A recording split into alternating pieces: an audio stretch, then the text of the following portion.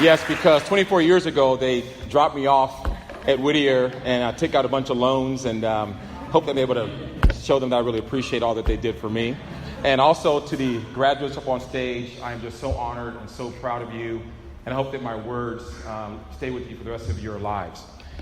Several years ago, I started writing a book called Your Future Starts Now, 7 Things I Would Tell My Younger Self. And it was really about my time when I was at Whittier as a graduating senior and looking at my life that had transpired since that point in time. I'm 45 now, and it was the idea that I would be talking to my younger self, taking a walk down the street with an arm around my younger self, telling that young man, these are the things you need to know about life, about your future, about your career. And so it's just so amazing to be here tonight to share some of those lessons that I would have told my younger self. And tonight, the role of my younger self will be played by these graduates on stage. So what I'd like to do is to take a walk and share 3 of those things with you. They only gave me 15 minutes, so I'll share 3 of them. If you want the rest, you have to buy the book when it comes out. But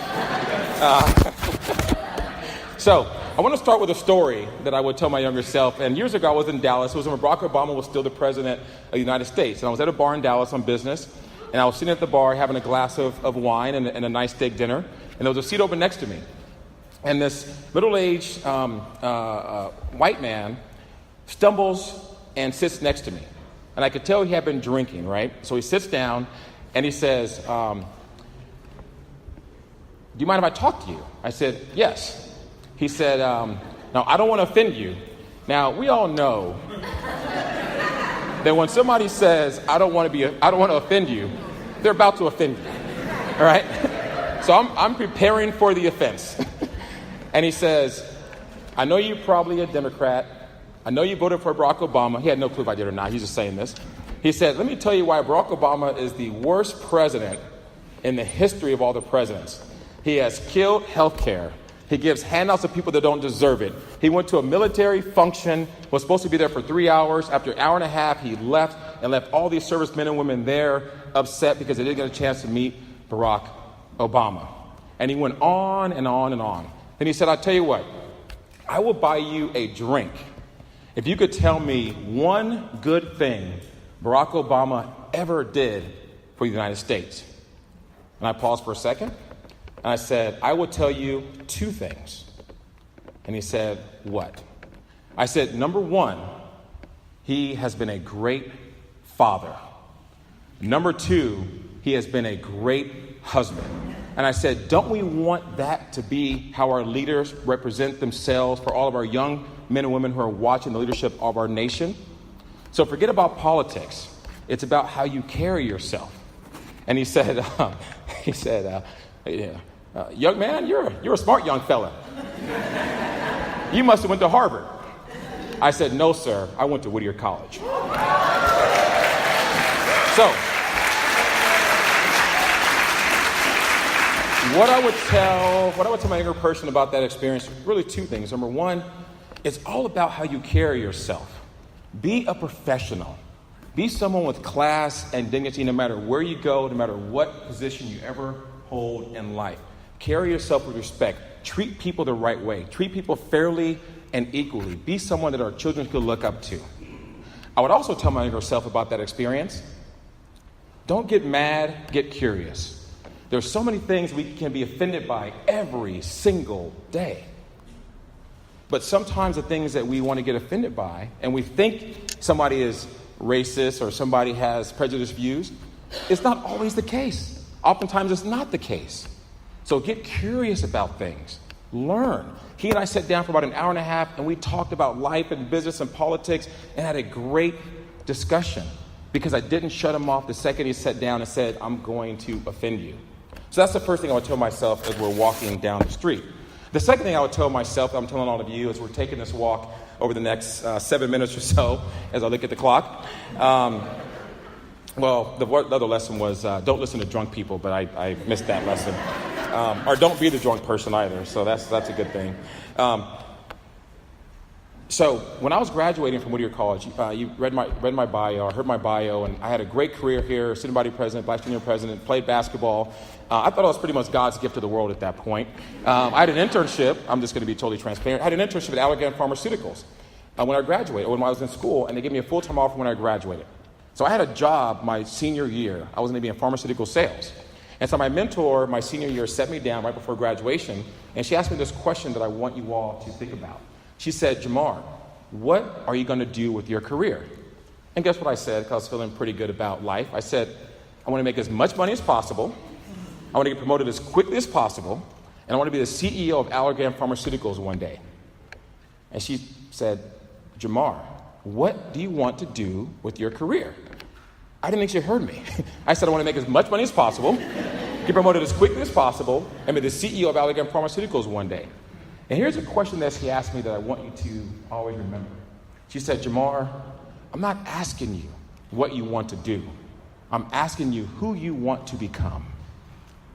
Who do you want to become? Because in life, you're going to go through so many things. You're going to go through layoffs and promotions and getting married and maybe divorced and having kids. And you're going to have a lot of different things that are going to happen to you that you're going to experience. But the one thing that will never change is that you are the person those things are happening to. So no matter what happens to you, I want you to think, who do you want to become? What legacy do you want to leave behind in every single position you're in, every single person you come across? Who do you want to become? And when I graduated, and at the time it was too big of a concept. I didn't understand this idea of becoming something and vision and purpose. I didn't understand that. So I went out into my career thinking I was going to be God's gift to sales. And after 2 years, I found myself in front of my manager telling me that I was burned out, not cut out for sales, and he was going to fire me if I did not improve my sales results. True story. I had failed. And it was at that time the words of my mentor came to me. And the words were, JaMarr, who do you want to become? And I realized that hopefully you'll never go through this. And my dad and I talk all the time, and he says, JaMarr, sometimes the person you are is not who you thought you would be. Sometimes the person you are is not who you thought you would be. And that may happen to you. But in that moment, I want you to think, who do you want to become? What type of legacy you want to leave behind? And then make whatever adjustments you need to make. And so I made some adjustments. We don't have time to go through every detail tonight. But literally a year after that point of being told I was burned out, not cut out for sales, about to get fired, I was on stage as the #1 salesperson at Allergan Pharmaceuticals. That's the power of what I'm telling you. Okay? So,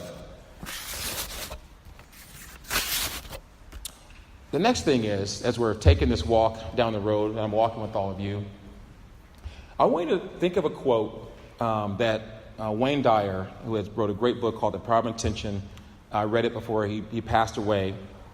And the quote is, hold on one second, because I get emotional about it. He goes, when you change the way you look at things, the things you look at change. When you change the way you look at things, the things you look at change.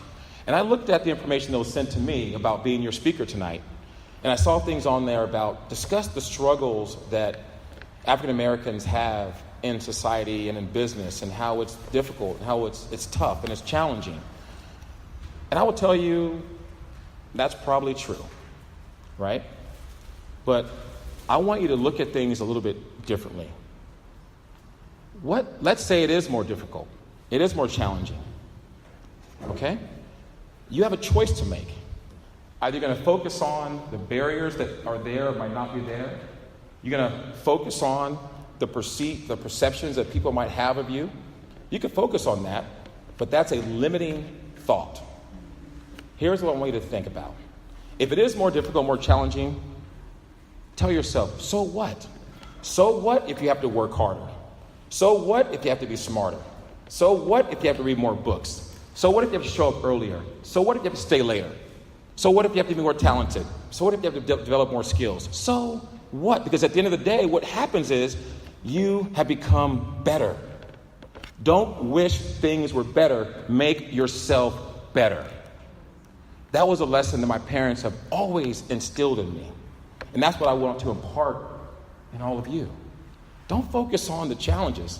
Focus on the opportunities to make yourself better. Because I tell you what, just like when you were growing up playing sports and they would pick teams, guess what?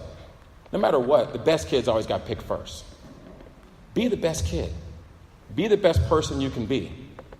And I will tell you that if you show up and your talent level is extremely high and you've worked hard and you put yourself in a position to win, it is very difficult for someone to tell you no.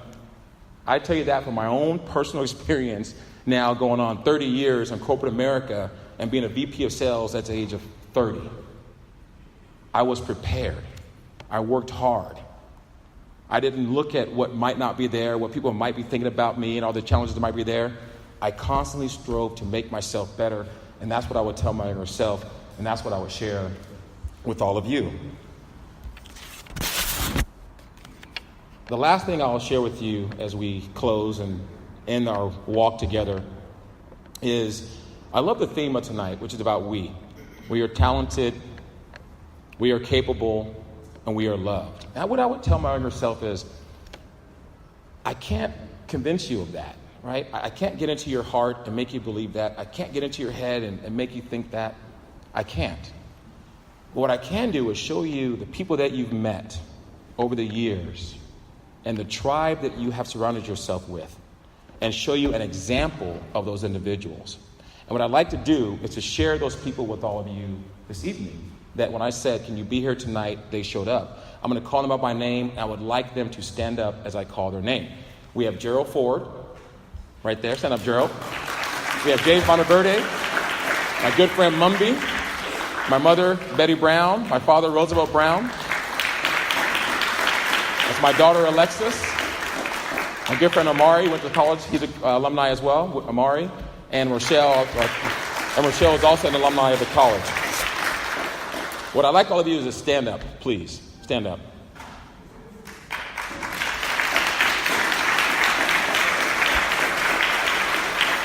And here's why I want all of them to stand. Because they're standing for you. They're here for you. If you ever doubt that you're loved, or that you're talented, or that you're capable, well, look at these individuals here. Parents, VP of a bank, actresses, professionals, educators, doctors. These are the people that you're joining. This is a family that you're going to join as you graduate from Whittier College. But as you stand as well, please stand as well. There are a few things you have to do to make sure that we can all continue our journey together. Number one, be a person of class and distinction no matter where you go, no matter who you are. Number two, don't get mad. Stay curious. Number three, always think about who do you want to become? Who do you want to become? Number four, when you change the way you look at things, the things you look at change. So if things aren't working out, look at it differently and it will change for you. And what I want to say is I want to welcome you to our family. I'm so honored to be here speaking to all of you. You remind me of myself when I was there. And I want to show you that this is what you're going to become. And with that said, I want to thank you all very much.